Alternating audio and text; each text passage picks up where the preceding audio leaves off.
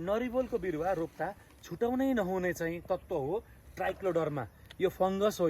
यो फङ्गसको प्रयोग हजुरले गर्नुपर्ने हुन्छ नरिवलमा विशेष, किनभने यसले तपाईँको बोटलाई सुक्न दिँदैन, फङ्गस लाग्न दिँदैन। ढुसी, नराम्रो ढुसीलाई यो राम्रो ढुसीले फाइट गर्छ, जित्दिन्छ। त्यही भएर यो हामी ढुसीको प्रयोग पनि गर्छौँ अलिअलि नरिवलमा। यसरी हाले पनि भयो।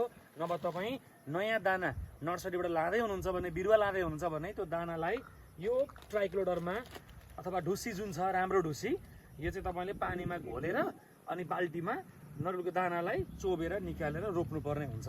एउटा तत्त्व ट्राइक्लोडर्मा। नरिवललाई पानी त चाहिन्छ, धेरै पानी पिउँछ नरिवलले। 15 लिटर 20 लिटर पानी दिनमा तपाईँले दिन सक्नुपर्छ। पानी चाहिँ यसले राम्रोसँग खोज्छ, तर पानी जम्न हुँदैन बोटमा।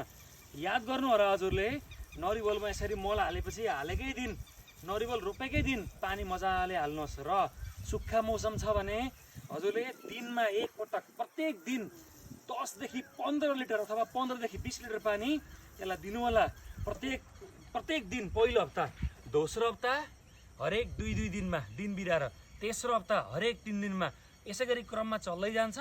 7औं हप्तामा चाहिँ हप्तामा एकचोटि राख्दा पनि हुन्छ पानी। अनि बर्खा लाग्यो भने बिचमा पानी नहाल्दा पनि हुन्छ।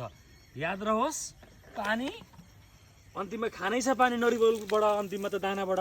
यसलाई पानी चाहिँ यथेष्ट रूपमा हजुरले पानी दिनु होला है त नरिवललाई। एकदमै सुक्खा ठाउँ छ भने चाहिँ हजुरले रोपिसकेर यसरी नरिवललाई मल्चिङ पनि गर्नुपर्ने हुनसक्छ है। माथिबाट सुकेका पत्ताहरू झिक्राहरूले छोपी पनि दिनुपर्छ चिस्यान कायम गर्नको लागि। जे होस्, नरिवललाई सुक्न नदिनुहोस् र नरिवललाई धेरै पानी पनि जम्न नदिनुहोस्।